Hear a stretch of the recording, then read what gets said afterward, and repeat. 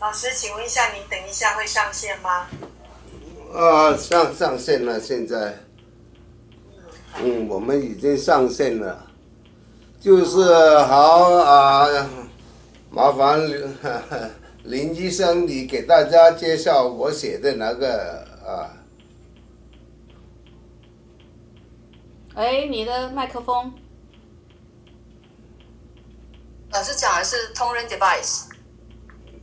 就是昨天我已经寄给你了，那个呢就审查，因为林医生呢他是学医的，西医的，所以呢我很多我还没上过学的，所以呢要他看过那个呢就可以发表。就是这个原理，他已经看过第一次，不知道你的意见怎么样？我也。老师在几个月以前就是有写英文版的，就是那个同人振荡器，就是我们的六线圈这些仪器，烤鸭炉，那以及它的原理，还有就是生物光子、DNA，这个。还有就是那个双缝实验，就是一些比较基本的原理。那老师昨天呢，就是把它重新，就是我跟 Peggy 翻译过以后，老师重新又在编辑过一次。那就是老师写的很棒。我还要呢，就我们这里呢还有几个台大中文系毕业的，我还要他们要看过。这个中文，我的中文怎么样？然后呢，就可以再发表。而且这个藤条呢，就是要开始写骨存岛。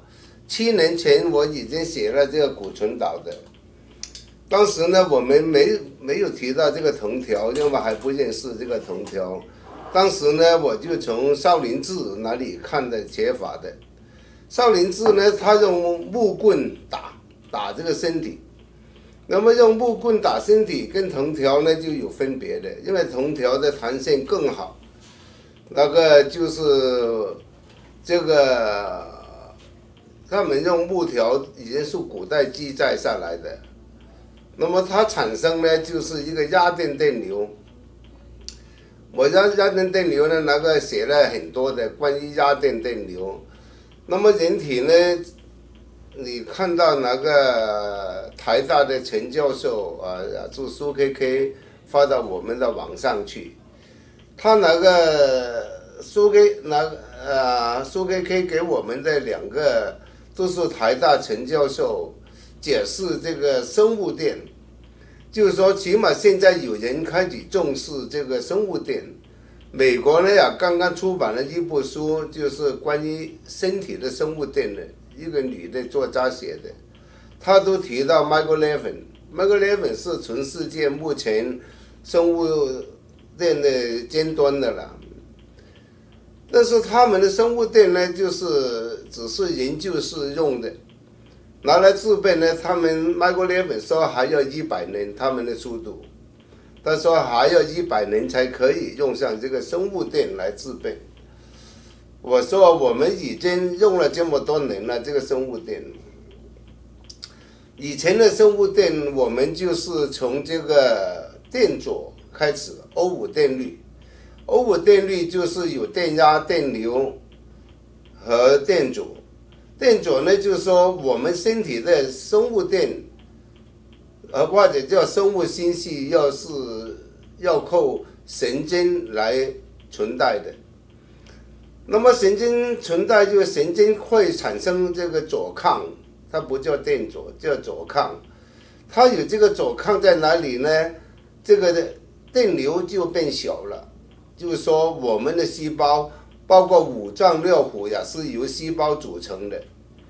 这个五脏六腑的细胞组成，就是说这个细胞电压不够了，电压不够，它发出的能量就不一样了。为什么我们可以举起100公斤的东西的？就是说你肌肉上的细胞，它储藏的生物电放出来的，它只有发放出来这个电流，才可以举起运动。我们的心脏、五脏六腑心肝脾肺肾为什么会工作？就是它里面的细胞放电才有这个功能出现的。要是你这个电压不够，电流不够，那个就是说你这个五脏六腑也好，身体每一个细胞、每一个肌肉，就这个功能就差了，就出问题了。那么我们就从神经系统这几十年，我就研究这个系统成功了。就是说每一个疾病它都有可能走到这个电阻抗高的地方。抗拒的抗。阻抗。阻抗。就是说我们走到这个压痛点，或者我们走到这个阻滞点，或者我们叫 blockage， 这个 blockage 就是神经出现问题了。那么就是说这个神经，我们走到了这个电阻抗的高低，影响神经存在生物信号的通路的，所以呢，我们解决了很多问题。那么电流就是依赖这个电阻和电压的。我们的手机工作电流是固定的，但是你这个电压不够，这个电流也不够的了。所以呢，我们以前呢就是知道，从科学研究知道我们的电压是来自电池的。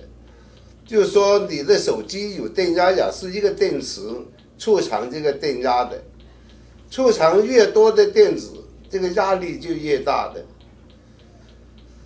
那么人体的储电池呢，就是骨头，骨头就是储藏这个的电子的，就是说骨头储藏的电阻多了，你这个电压才高的。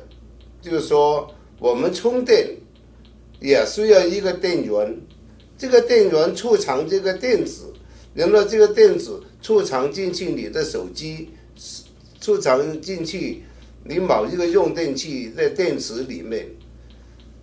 那么呢，我们是如何可以将这个电送到骨头去呢？一个我们可以靠这个养分，就是我们吃的东西，对它有很大的帮助。但是什么可以产生电阻呢？书上没有研究，我还没找到这个报告。但是这个报告最大的呢，就是压力，压力本身呢就可以产生电阻的。这个电子从压力哪里来了，那么压力就存到哪里呢？就存到骨头去了。所以呢，我们就说，当你的骨头受到压力的时候，它就会产生这个电子的，这个叫压电电流。那么压电电流，我们知道了这个，那么我们用什么方式将这个压力扎到骨头去呢？譬如我们散步也是腿产生压力，我们做按摩推拿，它基本上你按到骨的时候呢，它也产生这个生物电的。然后我们敲击它，它也会产生生物电，这个电流。那么呢，我们呢可以用木头，少林寺那个时候呢，就是用木头的棍子打这个人的身体，就是说你敲打它的时候，它就产生了这个电流的了。这个电流呢，那么骨头它是绝缘体，它不是导体。绝缘体呢，它就才可以将这个电子储藏起来的。人是有生理变化的，白天我们散步，我们工作，我们做运动，都会产生压电电流。那么到了晚上，这个电流呢就要放出来给你的细胞充电的。那么呢，它就怎么从细胞里、从骨头里，这个可以发放出这个电子呢？因为骨头到了晚上，它就吸收了大量的水分，它吸收大量的水分，它就不是绝缘体了，它就变了导体了。所以呢，一加了这个水进去了，这个电子就跑出来。它跑到哪里去呢？就跑到那个软组织去了。因为骨头周围包着骨头都是软组织的啊，有筋那个还有肌肉、韧带这些啊，都是连着骨头的。就是说，骨头放电的时候呢，筋、韧带、肌肉这些东西啊，都会充电的了。那么我们用这个鞘的时候，这个藤条不是我发明的，是一个潘老师在台北他发明的。那么呢，我3年半前呢去给他治疗，看看台湾的刀疗怎么样。其实他不是做刀疗啊，他是做藤条疗法，但是他就打这个刀疗，因为没有人认识这个藤条疗法，他只能用刀疗的方式招来的。那么我一看，我说这个有道理，但是他的藤条，他打的是穴位，他打的是肌肉，他打的是软组织。我们呢也可以打这个肌肉和软组织，但是我们现在这个骨传导的方式是专门打骨头的，因为你打了骨头才可以直接给骨头充电。这么骨头最多在哪里呢？第一个手，你一撬这个手，用这个藤条撬这个手的时候呢，它就产生这个电流了啊。那么呢，我们也可以拿来做一个实验啊。但是这个电流呢，我们叫电磁场，电磁场它是存在的啊。那这个电磁场，那你一撬，它就产生这个电了啊。放近一点呢，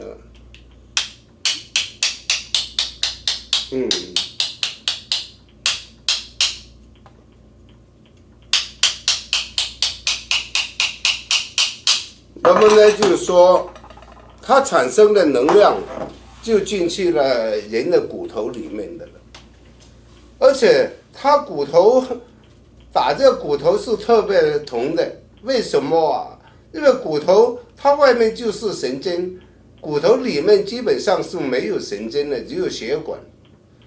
所以呢，就是说这个神经一个就是将这个信号送到大脑去，大脑有感觉中枢，有运动中枢，那么去了感觉中枢，每一个地方的感觉中枢都不一样。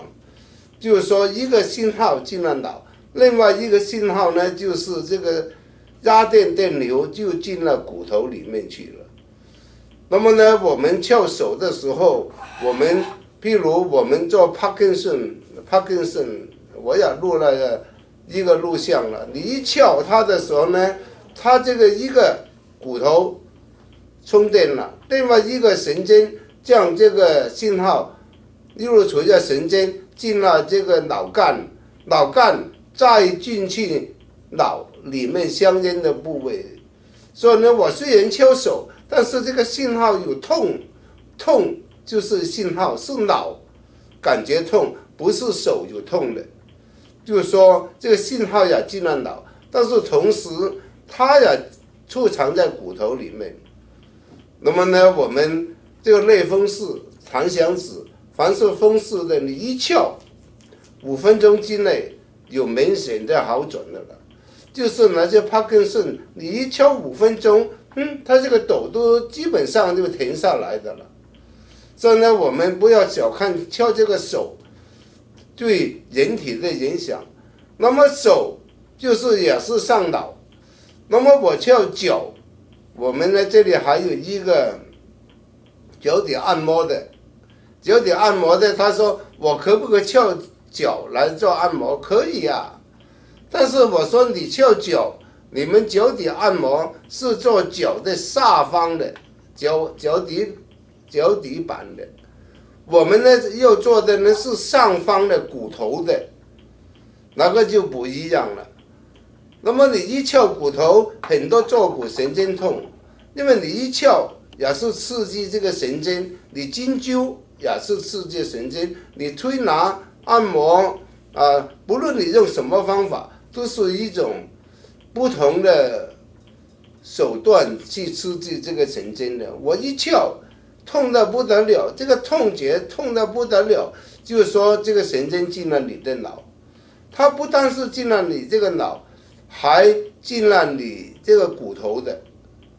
那么呢，骨头产生足够的电储藏在哪里？它对你的经络还有这个肌肉神经，它都会，它里面的细胞都得到了充电的功能的了。那么你充满了这个电，然后这个信号，一个很小的信号就可以传过来了。它还有一个问题就是说，这个信号是不是刚刚就是一个生物电？并不是的，神经现在科学的发现，神经还可以存在这个生物光子的。那么生物光子，你这个怎么解释这个生物光子？我们呢，同一个时间呢，也可以用一个生物光子的疗法在旁边的这个生物光子，我们用一个亮的，也可以照着一个小人的，就是说我们这生物光子也可以进去你翘的同时也可以用一个生物光子或者用一个照光那么呢，你照着它的时候呢，因为你一个人是有意念的，意念也可以将这个生物光子，就是跟人体的生物光子交成在一起。那么就是说，我们这个除了生物电，我们还有生物光子，所以呢，我们这个藤条疗法，上肢的就是我们中医有上中下三焦，或者上中下丹田，就是说上身的我们可以用手打手的，有骨头的地方都敲打。那么下肢的，就是可以消化系统和新陈代谢，还有生殖系统都可以用这个藤条疗法的。用脚脚就是下方的，手就是上方的，但是我上下都打脚也打，手也打。我们呢还有一个录像，那个录像的呢，就是那个叫苏神的，我叫他撬这个膝盖呢有血海还有好几个穴位的就一撬，他14天掉了12磅了这个我们都上了网了，叫人家怎么，但是他为什么减肥呢？其实并不是为减肥的，只是他呢就是这个新陈代谢从胰脏哪里，我们这个信号传到胰脏功能正常了，那么呢它的新陈代谢它可以就是消耗更多的日能的。昨天呢我也给那 Victoria 打电话，我看这次他呢大概掉了15磅以上的，但是医生还没给他磅秤，但是他已经由184掉到171磅了。那么这几天我说叫你的医生给你量体重，到底你掉了多少磅？但是他有一个，就是他血糖昨天是89，正常了所以呢，我们这个不单单是治这个腿的问题，它还可以引起这个脏腑它里面的功能的。还有一个呢，昨天呢，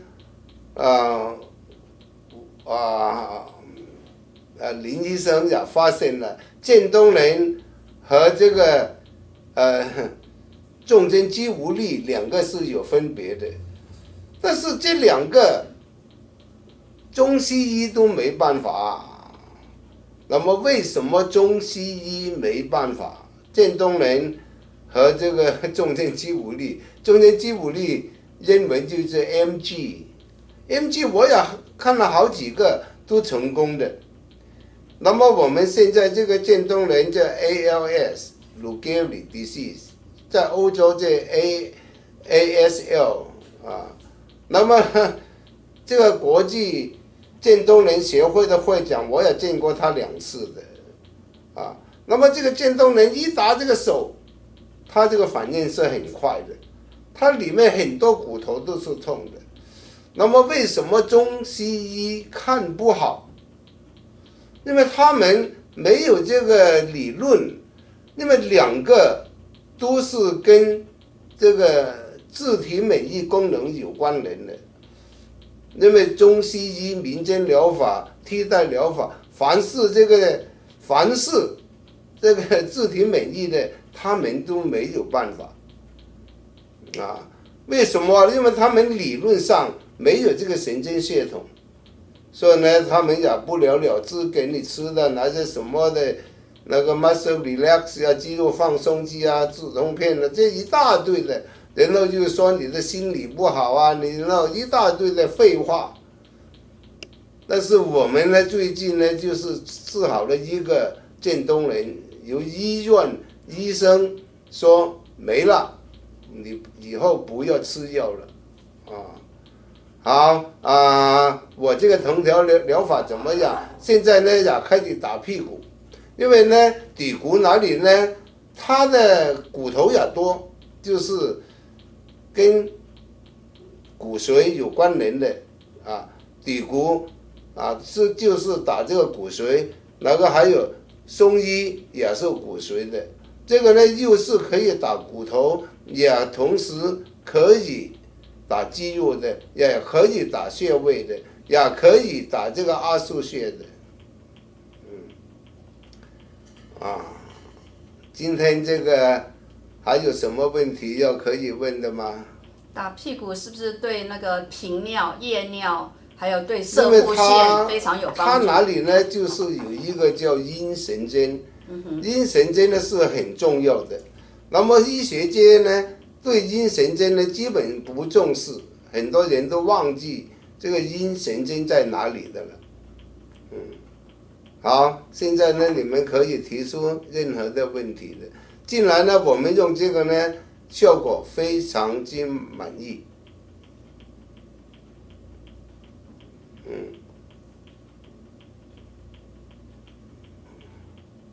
好。老师，那个芬芬她举手，有问题，芬你可以把你的录音。好啊。老师，我有2个问题哈。第一个问题就是，我们要帮人家治疗之前，不是都要跟对方说我要现在帮你治疗吗？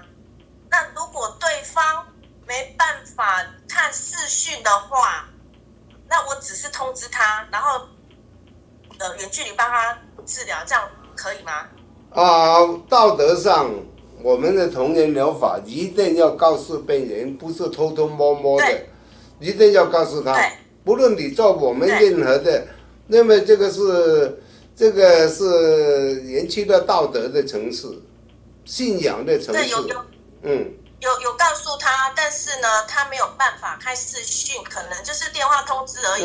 但是我现在帮你治疗了，那没有办法像LINE一样开视讯。我们以前呢也做了很多病例，就是飞行恐惧症。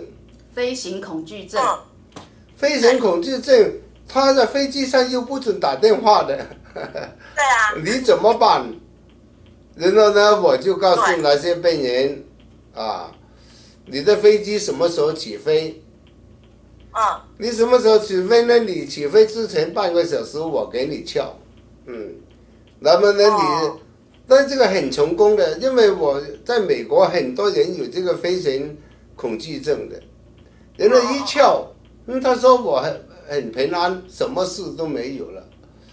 你知道这个催眠也是有一个暗示的，催眠的时候也说啊，你什么时候应该做什么事。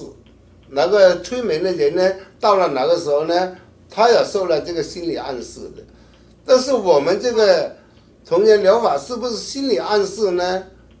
这个绝对不是，因为我们做了很多就是昏迷了的病人，将他打醒的了，就是说这个不是心理暗示。而且一般昏迷了的病人在医院里，第一个我们要看他的血压啊、氧气、血压、氧气、心跳啊，还有一个什么的啊。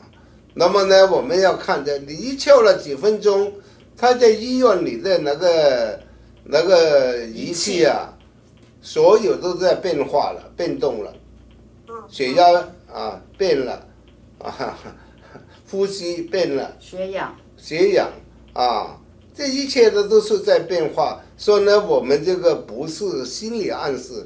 还有一个，我们原来好几个人啊，几个网站什么都不做，就是做动物。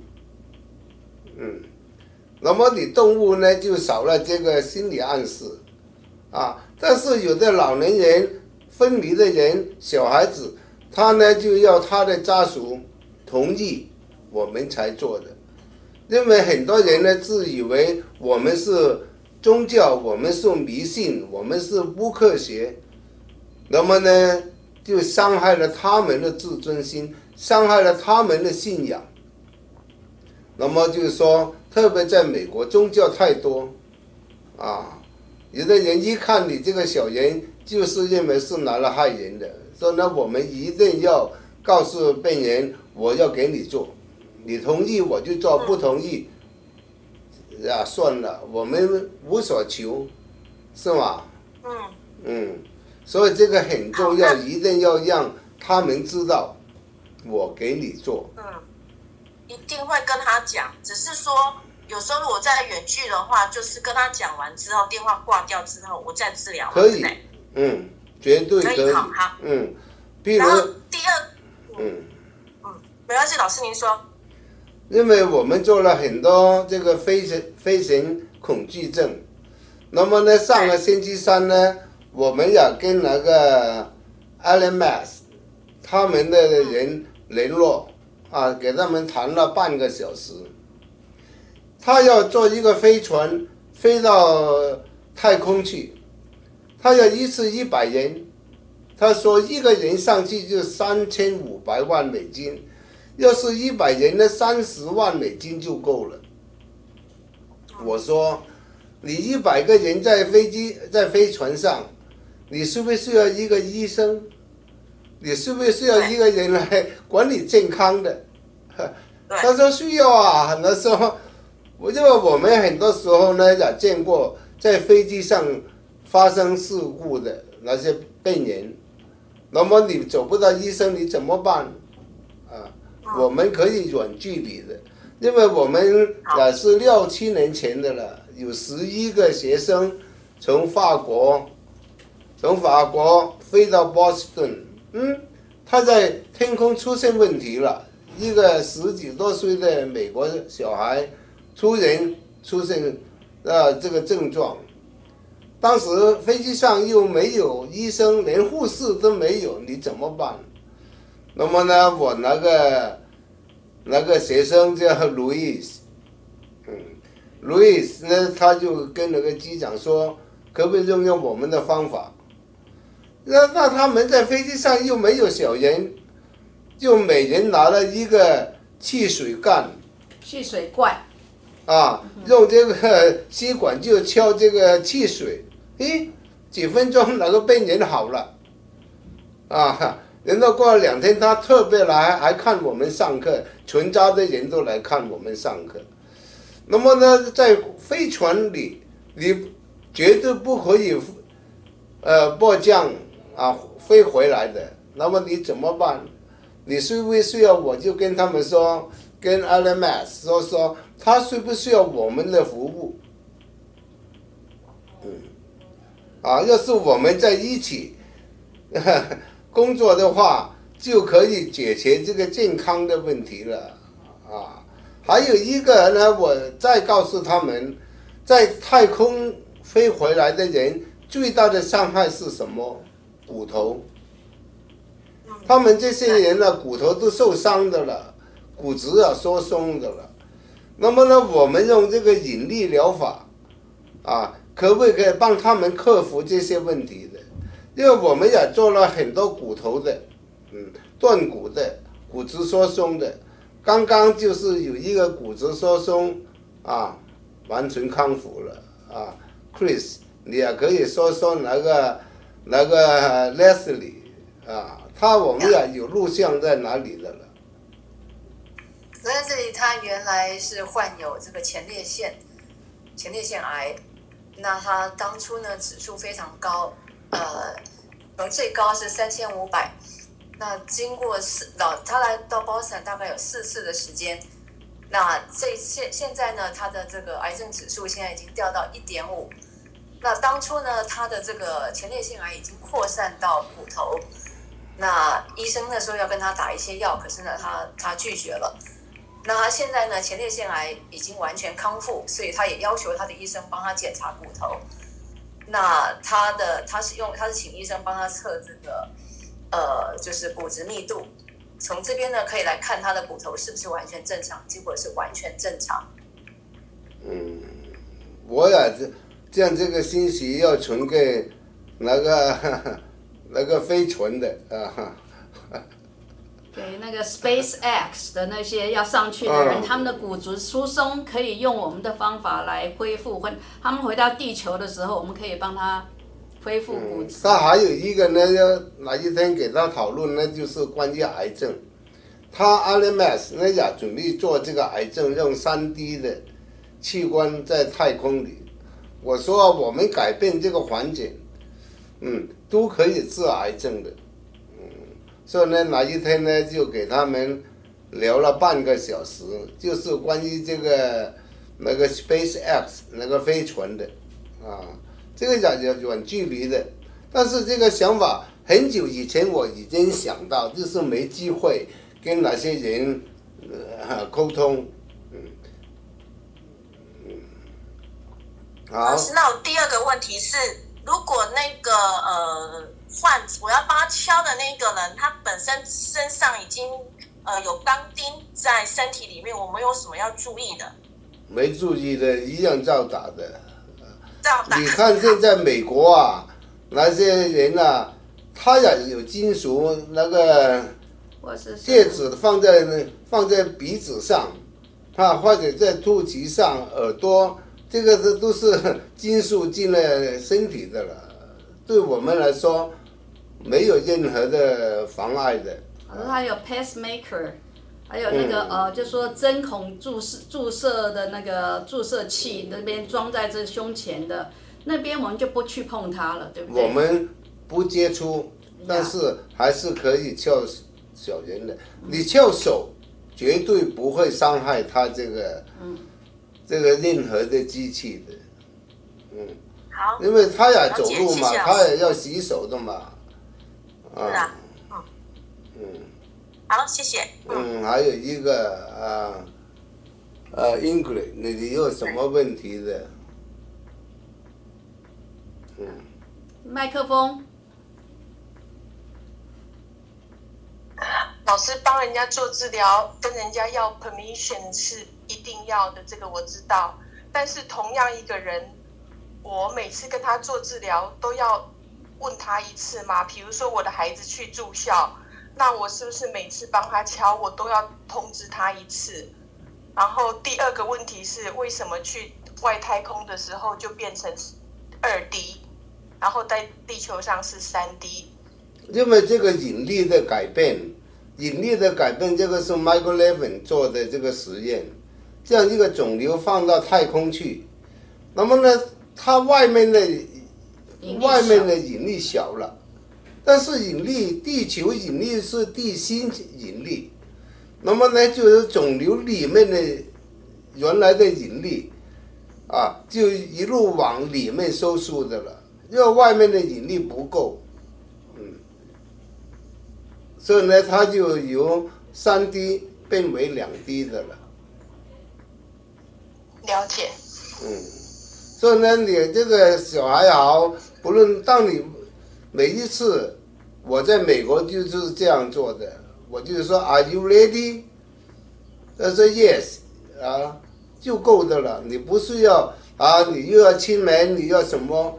只是说一句，我现在给你治疗 ，Are you ready？ 你准备好了吗？像他的孩子要住校，他也不用，他只要他的女儿认可说，以后妈妈会随时帮你治疗，你接不接受？他只要说好的话，你就不用每次都问他了。你看很多两夫妻的，丈夫的绝对不用让妻子的给他叫小人的，这个太多了，是吗？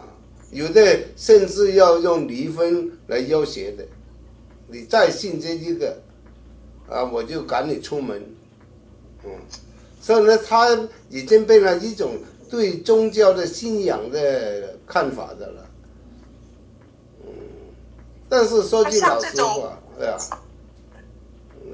像这种不相信的，你要跟他敲，那这样子有效吗？就是你伤害了他的信仰啊，是一个道德层次的了，已经不是做与不做的问题的了，是吗？所以呢，我们合伙要给他敲，但是有一个东西，当他痛得不得了，这个也是我从一个牙医那里学的。有一个病人痛得很厉害，我在牙医的诊所，我说为什么你不让他看，马上看？他说让他痛，他痛得受不了了，他才知道我的值钱的，他不痛就以为你在开玩笑，我们这里的很多病人呢，就是有反对，变了自己做的了，是吗？有哪一个不反对？连我自己我都反对，后来也有效你还反对什么？就要走他的科学原理了。所以我们成功了，谢谢。还有什么问题要说的？好没问题呢，我们也可以来讨论一些病例的我有一点问题，老师。我想请问一下，就是说我家里面有一个 trimeter， 所以说我用这个 trimeter 来 measure 的话，如果我用这个这个retin 来敲的话，这个 trimeter 呢 measure 不到它这个electric field， 或者这个，但是如果我用这个 magnet， 就用这个 hammer 来敲的话，它就有这个 EMF measure 这个 EMF， 都不敲。就是在动，不好奇的东西就是说，我说这个 trimeter 用这个 trimeter 来 measure 这个piezo electricity 的话，好像效果对我这个trimeter 好像不是太有效。那么如果 measure 这个piezo electricity 的话，我们是要 measure 这个 EF 吗？但是这个 hammer 上面有 magnet。你这个 EMF 呢，这个呢是频率的。不是这个电压的，但是频率是由电压产生的，所以呢不同的就不一样。我们呢现在呢有 magnetic 还有 electricity， 它整一个呢有磁场，我们这个呢还有一个谁做的苏 KK， 他也在买了一个仪器，他用这个仪器呢就很成功的，检查过所以呢，每一个人，因为有一个理论呢，就是他们呢就是这个频率，这个频率的改变，什么节变就产生什么频率，这个西方科学检验他们没效的，所以呢，我们不用来一个。这40年我什么机器都研究过，我买的机器比任何人都多的，所以呢就才得出了我们现在的结论。对，我是意思就是说，如果我们这个用这个机器来 measure 的话，因为它下面有这个 magnet， 所以说就算它不敲，就是这个 magnet 在前面动来动去，你就会 measure 它这个 EMF。如果我们想measure 它这个piezoelectricity 的话，我们是不是应该比较精确，就是用这个measure 这个 EMF 比较？我们不用那个 EMF， 我们就是用一个普通的电压、电流还有这个放射、辐射都有 radio。所以呢，我们用统一的就好了，我们其他的不讨论这些东西的，好吗？因为不是我们的范围，而且我们也不信他那个 EMF 的信的，这个我们不信他，我们不信他呢，我们就不讨论这些东西了。好，苏 KK， 你也做这个实验，你可以跟大家分享一下这个实验。我是有问题。有问题。没关系，那个实验我是当时因为我们有很多种不同的藤条了，那我们就用不同的藤条来看它那个能量大小有什么不一样。那我们有试过完全去皮的，然后比较粗，大概直径是2.5到2.8公分的这个藤条。然后有用这个直径大概1.5公分，然后是去了皮，然后有上漆的藤条，然后有做这个就是2.5公分没有去皮，就是带皮的藤条，这3种来试。那么试的结果就是去皮的藤条的能量呢，跟带皮的藤条来比的话呢，就带皮的能量藤条的能量呢大于这些去皮的藤条，那尤其是大于这种去皮又上漆的藤条。那个是最弱的这个是我做那个就是测试的结果了。那我刚才要问的问题是我最近有做一个个案，他是那个渐冻人。渐冻人呢，他的状况呢，就是他已经做了气切，就是辅助呼吸，用那个呼吸辅助器，然后呢也做这个胃造孔，然后用灌食的，就没有办法呼吸。没有办法吞，就是吞咽了，然后整个人他就是卧床，没有办法动，除了手跟脚可以动，但是他手可以动的话呢，也抬不起来，就是大概就是这样子，就是躺在床上，可以伸到这样子，就快伸不上去了。那我们刚开始帮他敲的时候呢，有几个地方他敲他会说会痛，可是敲着敲着他痛的地方越来越多。几乎敲哪里都会痛，就是会痛。这种情况下，那就变成说，原来我们是说痛的地方呢，就敲得轻一点，不要这么用力，让它可以忍耐过去。可是现在就是痛的地方越来越多，就轻轻敲它都好像有点受不了。那这个就变成是有点困扰。我的理解是，这种疼痛应该是就所谓的好转反应吧，因为。你本来是这么一路走过来，就是神经整个都麻痹了，你不会疼痛了。那我们敲着敲着呢，它又活络了，所以它就恢复了这个痛觉。那理论上来讲的话，应该会敲到疼痛到最高点之后，它应该是会越敲越不痛。我的理解是这样，我不知道有没有错了因为一个中风的病人，你这个手脚不能动了。你用火去烧它都没感觉的，因为中风的病人就是说他这个感觉中枢、运动中枢停止了，但是渐冻人呢，他不是感觉中枢和运动中枢，他应该呢就是属于脑神经的这个，吞咽就是脑神经，它不是感觉中枢，但是你敲的时候，这个信号会存到这个感觉中枢去的。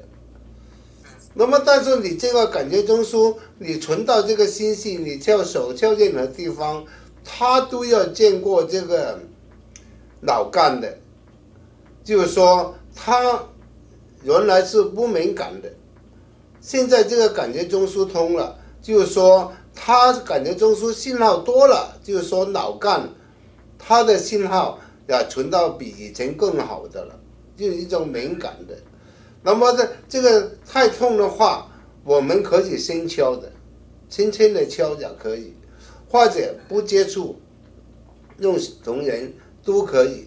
所以呢，我们这个渐冻人也好，还有那个中间肌无力，都是以脑干为主的，因为这个12对脑神经都是由这个脑干哪里分支出来的。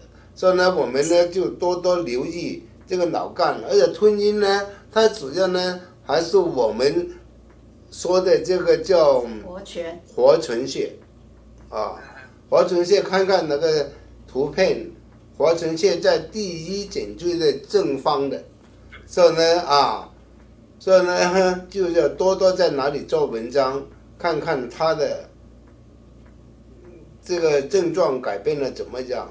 因为呢，我们现在还有那个 Doris Michael 你要给 Doris 做的 ，Doris 上最后一个呢，就是说他这个手可以举起来了，是吗？就是有人辅助可以扶到这么高了，以前只能这个样子，不是啊？不是 Michael 怎么样？你说？你说。是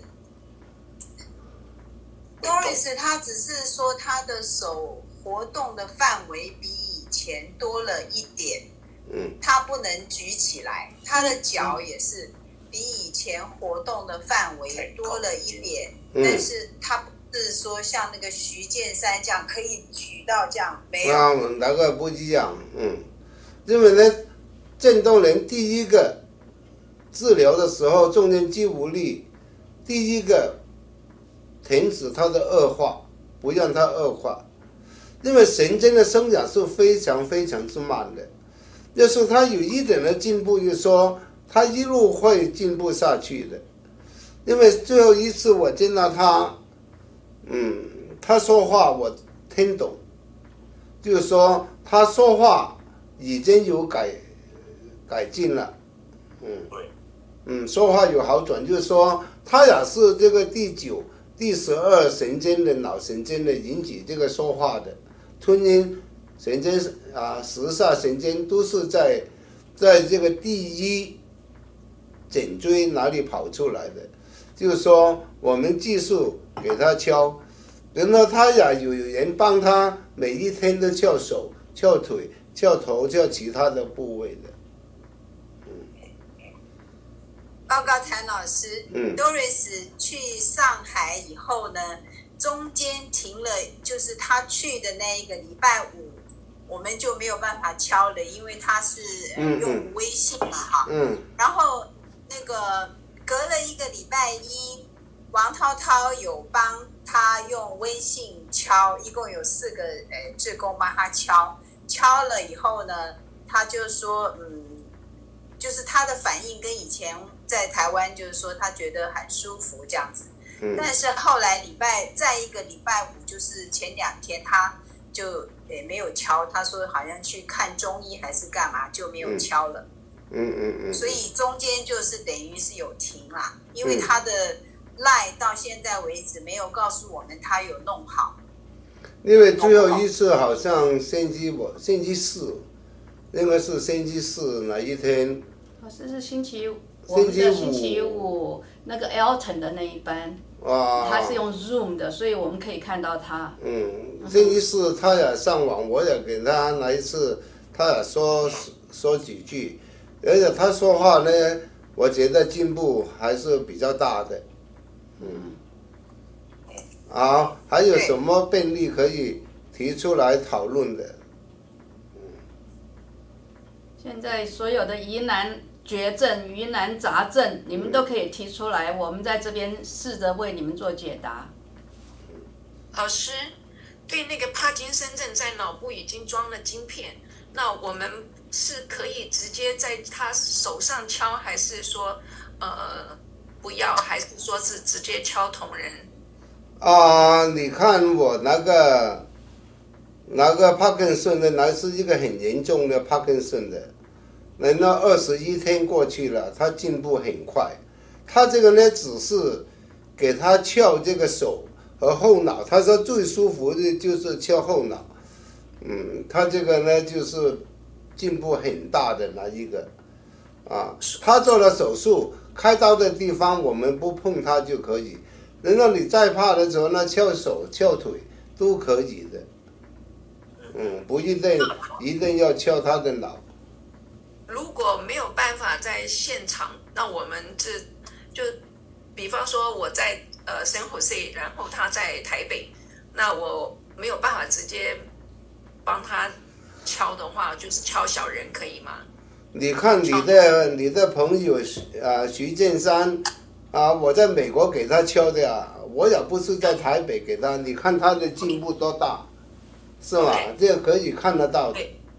对。然后这个将来这个太空船我们成功的话，还要给那些太空人敲的。这个是以后再讨论的了。苏 KK。那个苏 KK 有什么问题？那个失智症早期的个案，就是这种敲的话，也是你这个叫什么？晚期的我都做过现在还有一个就95岁，就是那个邱医生的爸爸一敲这个他已经老人痴呆了，95岁了，而且头脑清醒了很多了，而且90岁的我这里还有100%正常，就是现在我们呢就是以印堂、太阳、上升心坏这几个就够的了。而且很多老人痴呆马上有效的。你刚说那个上心是哪个穴上？GV23。上心呀，就是聪慧的心会的下面一点。好，朱莉，你有什么问题的？你做了几个病人了？现在？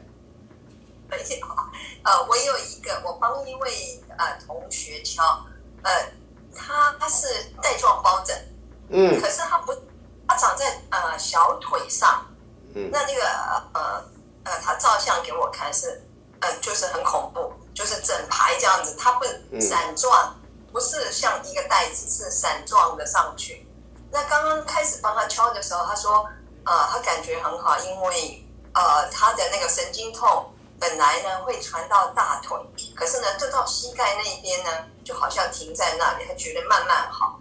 可是2个礼拜过去了，他昨天呢他不吃止痛药，因为他说吃了以后昏昏欲睡，所以呢他只有去开车的时候才吃止痛药。那他昨天必须去看医生，就是说他在2个疱疹之间呢，有一块好像肿起来的。肿起来的那个皮肤是鼓起来的，那鼓起来之后呢，医生呢就说，哇，里头好像是发炎，医生就用针刺了3针，他说一刺下去那个血就喷出来，然后血呢是他觉得是黑色的，刺了2针，喷了2次，第3次就没有血了。那现在他就回到家。他说他在回家的路上连开车痛到连开车都没有办法开，所以他必须停在路边，然后慢慢的等到只要稍微痛少一点，他才能够按那个加油。结果呢，他现在回到家以后，痛到坐立不安，站也不是，坐也不是。那这种情况对带状疱疹来说是会有的后遗症呢，还是说可能它另外又引了什么新的症状？那在上除了减轻疼痛以外，还有什么需要注意的吗？我们呢，刚刚呢就是从阿里松拿一个来的Leslie Chris， 你也可以告诉他。那个 Leslie 呢，他也有带状疱疹，他的带状疱疹上次呢基本完全康复了，那么带状疱疹呢，你去打针的要打针来预防针，啊，你去了那个 CVS 45块打1根针，去 Walgreens 就42块打1根针的。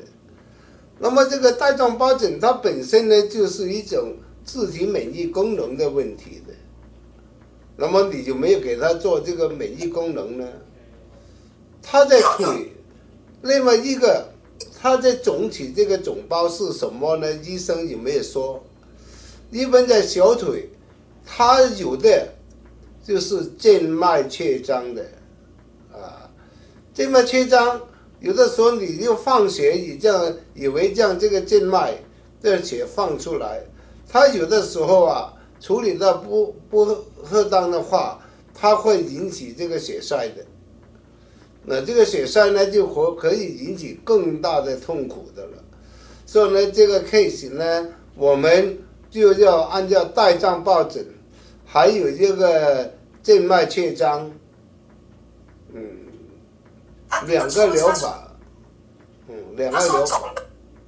那个肿的地方，他没有提到静脉曲张，他说就是皮肤肿起来，微微的鼓起来，然后直径差不多10公分。因为有的时候呢，静脉呢在里面长出来，医生也不小心看，在里面都有渐动脉的，你放血喷出来呢，就是这个压力的问题的了，血液的了。所以呢，我们也不理它，就血管出问题了，心脏和肺这3个呢都是由人脑控制的。我们这里呢，刚刚也有一个小孩，就去年，他呢去年的时候呢，就是静脉曲张，而且20多岁，所以我们还是从眼脑着手。我们给他上课，上1次，静脉曲张没了。我们也做很多静脉曲张的，那么他放血，他喷出来的时候呢，已经是属于这个动脉的地方了，所以呢，这个呢，我们的处理还是按照这个人脑哪里给他做，同时做静脉曲张，同时也要做这个自体免疫系统。老师，局部可不可以做呢？局部做了没用的，因为你这个本你都不自治，那些局部的有什么用？医生开刀是局部的，开了刀又来了，没用的。所以呢，你这个一定要扎上一个人脑，就是让他的血液流通，那就没事的了。好，谢谢老师。好，我们的时候又到了。再问一个问题，再问一个问题吧。好的，还有什么是你问还是他们问？他们都不问了。他们问，然后你再解答一个问题，赶快把握机会。好。第二个你要问吗？叶和好，叶和你问好了。叶和你的麦克风。喂，可以吗？可以。可以啊。老师，我想请问说，就是因为 PTSD 产生的那个自律神经失调，应该要调什么地方 ？PTSD 就是那个就是说trauma。PTSD 就是这个意念的，就是 PTSD、ADD、HD 这一类的。你问题是什么 ？PTSD 就比方说创伤记忆，就是说，比方说去越战打过仗的人有 PTSD，或者说经过一些什么样的很 drastic 的一个 accident 以后有 PTSD。那么呢，这个呢心理的，那么你看心理师呢只是当你是心理的去处理，我们不是，因为人是有一个记忆系统的，这个记忆系统呢就是在海马回的了。在海马回这样你的记忆好的不好的都是在海马回里来储藏起来的。那么就是说你海马回里面还有一个情绪就是跟荷尔蒙有关联的，那么他们有没有考虑到这个荷尔蒙的问题 ？PTSD 呢，我自己也有过 PTSD 的，然后呢，讲述一个恐惧，就是这个恐惧，一个是记忆系统，另外一个呢，恐惧产生呢也是这个下丘脑的，所以呢，我们这个 PTSD 恐惧症什么什么呢，都是由这个海马回，就是印堂，我们也可以用 frontal lobe， 就是这个神门不是这个 GB13 不是本神吗？本神啊，用本神但是因为它里面的血液循环不够，就血液循环不够的话呢，它也可以引起的。还有一个是时间，那么呢，一般呢，它在右边就是出问题了，右边的脖子，我们按右边的脖子，按这个我们呢就是说这个就是眉间还有这个就是活唇这两个穴位，然后呢，它哪里是很痛的，然后第一个可以用藤条或者用手做一些简单的推拿、按摩、指压然后这里呢用敲铜人也好，你扎针也好，你打藤条也好，这样鼻通打通它，因为鼻通它是直接将这个信号送到海马回哪里去海马回、松果体还有那个腺源体，这个都是一路冲进去的。PTSD 并不困难，我们治疗这个不困难。不要忘了，情绪方面是在右边，脑子的右边。好啦，就现在没问题了，我的脑都有问题了好，那下面的时间就由